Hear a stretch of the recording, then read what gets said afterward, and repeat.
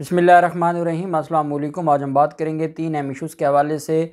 जावेद लतीफ़ मुस्लिम league नून के रहनुमा, और मुस्लिम लीग नून का कहना भी चाहिए कि नहीं कहना चाहिए, क्योंकि उनको एक शोकाज़ जारी किया गया था जो गुस्ताखी की थी शहबाज शरीफ की, और उसके बाद उस शोकाज़ का आज तक जवाब नहीं दिया जावेद लतीफ़ ने। अब पता नहीं वो मुस्लिम लीग नून का हिस्सा हैं या वो मीम लीग मरीम नवाज़ के क्योंकि ख़ास लोगों में से हैं, और मरीम नवाज़ के कहने पर वो गद्दारी भी कर चुके हैं, गद्दारी के मुकदमात भी दर्ज हुए, वो जेल भी गए, और आज गधे समेत वो एक रैली निकालने आ गए वज़ीर-ए-आज़म इमरान खान के ख़िलाफ़। और मैं समझता हूँ कि वज़ीर-ए-आज़म इमरान खान का तो कुछ नहीं बिगाड़ना, लेकिन ख़ुद जिस काबिल हैं वही इनके साथ हो रहा है, और जिन चीज़ों पर बैठने के ये काबिल हैं उन्हीं पे बिठाया जा रहा है। बड़ी दिलचस्प और अहम तफ़सीलात जो मैं आपके साथ शेयर करने जा रहा हूँ। साथ हम बात करेंगे मौलाना फजलुर रहमान आज जैसे इदारों से गिले शिकवे कर रहे थे, आज की रैली की नाकामी के बाद मौलाना फजलुर रहमान ने बिलावल को ग्रीन सिग्नल दे दिया है चेयरमैन सेनेट की जो वोट ऑफ नो कॉन्फिडेंस है उसके हवाले से, क्योंकि अब फजलुर रहमान को इतना पता चल गया है कि ना अवाम हमारे साथ है, ना लॉन्ग मार्च में अवाम हमारे साथ आएगी, ना वो रैलियों में हमारे साथ आते हैं। इस वजह से कोई अंदर ही हमें कोई हल निकालना पड़ेगा। इसके अलावा धरनों और लॉन्ग मार्च से इमरान खान की हुकूमत जाने वाली नहीं है, बड़ी अहम। और उसमें नवाज शरीफ से दोबारा रब्ता किया है, रात गए मौलाना फजलुर रहमान, और उसकी तफसीलात भी मैं आपके साथ शेयर करूँगा। और ये भी जो PDM के जो तर्जमान हैं उन्होंने ये बयान जारी किया है। साथ हम बात करेंगे सिंध सरकार का अनोखा कारनामा सामने आ गया है। पहले सिंध में एजुकेशन इन्होंने बर्बाद की है, और आज फैसला किया है 5000 एक साथ 5000 स्कूल बंद करने का फ़ैसला कर लिया है सिंध सरकार ने। लेकिन उससे पहले मैं आपको बताता चलूँ, आज कसूर में पंजाब पुलिस की और उनकी जो जहनीत है, जो नून लीग उनकी जहनीत बना कर गई थी, और वो कातिल हैं, मुहाफ़िज़ कम और कातिल ज़्यादा हैं। और आज फिर उन्होंने वही किया। पहले फैसलाबाद में पिछले साल नाके पे उन्होंने एक नौजवान को कत्ल कर दिया था। उससे पहले आप जानते हैं कि उसामा सत्ती कत्ल केस जो इस्लामाबाद में हुआ था। आज कसूर में भी वैसा ही दिल दहला देने वाला वाक़या पेश आया। कसूर का इलाका है राजा जंग, उसके करीब पुलिस एहलकारों ने नाका लगाया हुआ था। अब एक नाके की मुझे नहीं समझ आती कि ये भत्ते का अड्डा बनाया हुआ है और नाका लगाते हैं, और हर आने जाने वाले से 100-200 लेके लोग इतना डाकुओं और चोरों से खौफज़दा नहीं है जो उन पुलिस वालों से खौफज़दा हैं, जो नाके लगा कर खड़े होते हैं, हर बाइक वाले को, हर गाड़ी वाले को रोकते हैं, जिनका दिल करे उनको गाड़ी से उतार देते हैं, उनकी गाड़ी चेकिंग करना शुरू कर देते हैं, बदतमीज़ी करते हैं, और इखलाक नामी चीज़ नहीं है इनके अंदर, कोई तरबियत करने वाला है नहीं इनकी।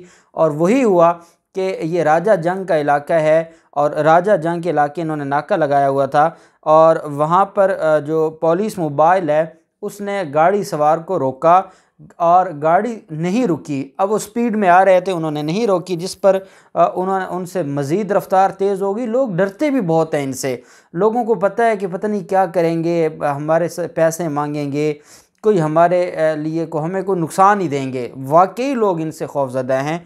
जब उसने गाड़ी तेज़ की नाके से गुज़रने के लिए, तो इन्होंने अंधाधुंध फायरिंग शुरू कर दी, और उस अंधाधुंध फायरिंग में एक नौजवान की डेथ हो गई और 2 नौजवान शदीद ज़ख्मी हैं, और वो ज़िंदगी और मौत की कश्मकश में है और जंग लड़ रहे हैं हॉस्पिटल में।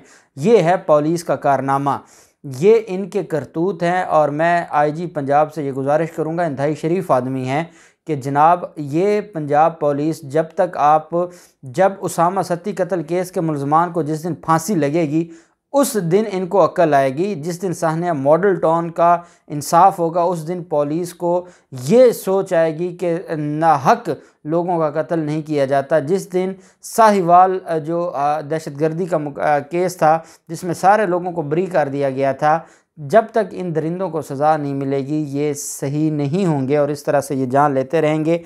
अब इस वाक़े पर जो पुलिस ऑफिसर DPO हैं सुहेब अशरफ कसूर के, उन्होंने नोटिस लिया है और मुतल्लिका SHO से रिपोर्ट तलब की है। वाक़े में मुलव्वस 5 एहलकारों को फौरी तौर पर मुअत्तल करने के अहकाम जारी किए हैं। मुअत्तल होने वाले इन एहलकारों में सब इंस्पेक्टर, PSI और 3 कांस्टेबल शामिल हैं। DPO ने मुलव्वस एहलकारों के ख़िलाफ़ महकमाना कार्रवाई का भी ऐलान किया है। ये जो मामला है अब कार्रवाई नहीं चाहिए, इनके खिलाफ मुकदमा दर्ज किया जाए, इन पाँचों को गिरफ़्तार किया जाए और गिरफ़्तार करके दहशतगर्दी के मुकदमात, जैसे उसामा सती कत्ल केस में पहले दहशतगर्दी की दफ़ात ख़त्म कर दी गई थी, फिर इस्लामाबाद हाई कोर्ट के हुक्म पर दहशतगर्दी की दफ़ात ऐड हुई, इनके खिलाफ भी इससे बढ़कर दहशतगर्दी क्या हो सकती है कि वो नाके लगा के रोक के और लोगों को और आम शहरियों को कत्ल करें। तो ये जो सारा मामला है, इस पर हम वज़ीर आला पंजाब से भी और IG पंजाब से भी ये मुतालबा करते हैं कि इन पाँचों एहलकारों को गिरफ़्तार किया जाए, दहशतगर्दी और कत्ल का मुकदमा दर्ज किया जाए और समरी ट्रायल के ज़रिए इनको लटकाया जाए, ताकि आइंदा पाकिस्तानी अपने जो पब्लिक सर्वेंट हैं, जो अवाम के मुलाजिम हैं, जो रियासत के मुलाजिम हैं, उनकी दरिंदगी से महफूज रहें। दूसरी तरफ जो हुकूमत सिंध है, उसका हर काम निराला है। हुकूमत सिंध ने जो जुल्म कर सकते हैं लोगों के साथ किया जा रहा है।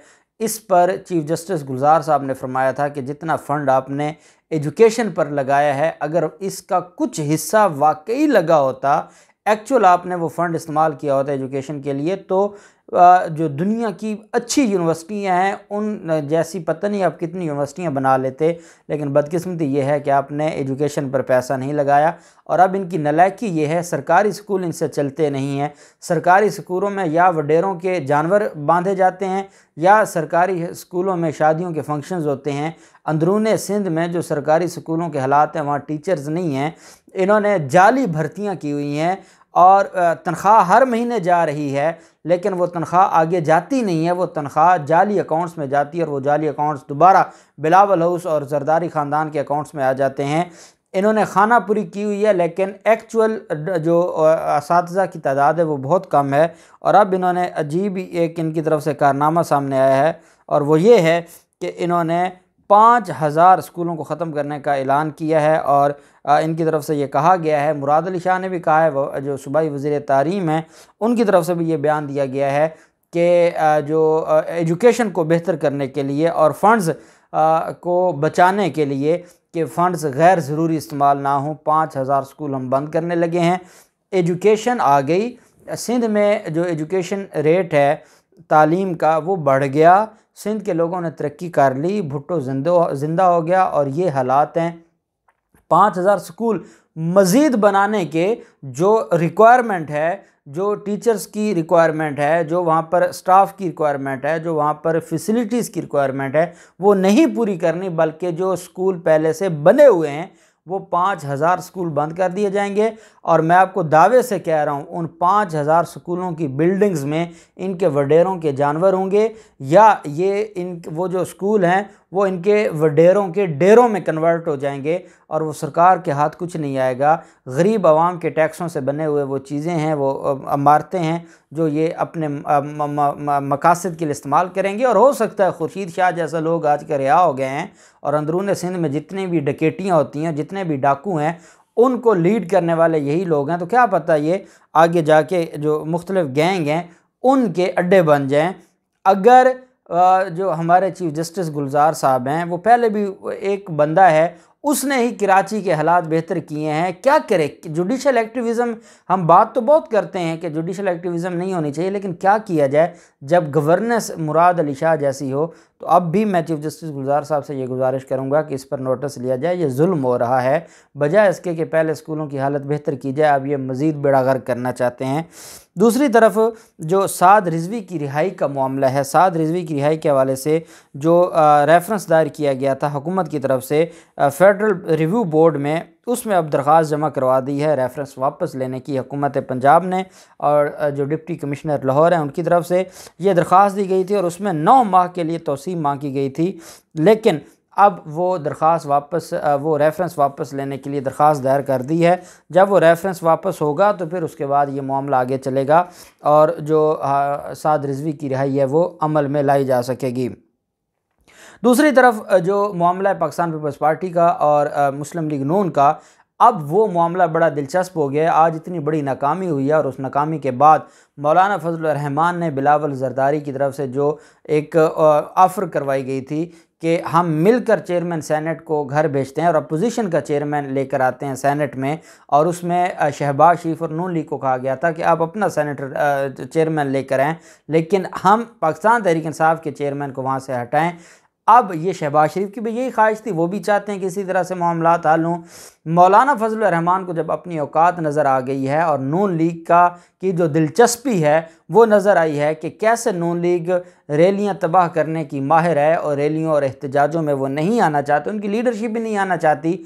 इस वजह से मौलाना फजल रहमान ने जो हरी झंडी दिखा दी है बिलावल जरदारी को इस हवाले से, और खुर्शीद शाह से मुलाकात की है कराची में, और खुर्शीद शाह से कहा है कि वो इस मामले पर तैयार हैं और वो चाहते हैं कि हम मिलकर इस जो इन हाउस तब्दीली है उसके हवाले से काम करें। वो आज की रैली की नाकामी के बाद इस पॉइंट पर पहुँचे हैं। दूसरी तरफ आज शेखुपुरा में एक रैली निकाली गई है महंगाई के ख़िलाफ़, और ये इन्होंने अपनी अलग ही एक दुनिया बनाई हुई है। और ये मियाँ जावेद लतीफ़ हैं, ये साइकिल पर सवार होकर रैली में शरीक हुए, लेकिन इनके जो कारकुनान थे वो गधों पर शरीक होकर आए और मियाँ जावेद लतीफ़ को भी वो गधे पर बिठाने लगे, और वो चाहते ये थे कि मीडिया को ये दिखाया जाए कि देखें हम गधों पर आ गए हैं, पेट्रोल महंगा है, हालात इतने ख़राब हैं। साइकिल पे तो मियाँ जावेद लतीफ़ बैठ गए, लेकिन गधे पर बैठने के लिए उनको ये लगा कि नहीं ये ओवर हो जाएगा, और वो गधे पर नहीं बैठे। और वो इमरान ख़ान को नाकाम करने के लिए और इमरान ख़ान को नाकाम शो करवाने के लिए जो रैली निकाली, रैली में कितने लोगों ने आना था, चंद एक गधे थे, बाकी थोड़े से लोग थे, और ये रैली हुई है। और ये रैली अलग ही PDM से अलग ही अपनी रैली, क्योंकि जावेद लतीफ़ को तो अब किसी खाते में गिनते नहीं है। शहबाज शरीफ जो ग्रुप है, जावेद लतीफ़ ने उस रैली में कहा है कि पेट्रोल, बिजली और गैस की कीमतों में इजाफे ने अवाम की कमर तोड़ दी है, करोड़ों नौकरियां, लाखों घर, इमरान खान का कौम को जो लॉलीपॉप था वो ख़त्म हो गया है। अब ये वो जावेद लतीफ़ है जिसके खिलाफ 10 तो सिर्फ एंटी करप्शन के मुकदमात हैं, इसकी वालदा और फैमिली मेम्बर्स के ख़िलाफ़ भी हैं कि इन्होंने सरकारी ज़मीनों पर कब्ज़े किए और पूरा शेखुपुरा इन्होंने नोच खाया है। और आज ये साइकिल और गधों पर बैठकर रैलियां कर रहे हैं। ये इनकी किस्मत में यही था, इनकी औकात यही थी, इनकी असल सवारी यही थी जिस पर इमरान खान इनको पहुंचा दिया। देखते हैं क्या होता है मज़ीद, जो भी तफसीलात होंगी आपके साथ शेयर करते रहेंगे। अल्लाह पाक पाकिस्तान का हामी और नासिर हो। बहुत शुक्रिया। अल्लाह हाफ़िज़। पाकिस्तान ज़िंदाबाद।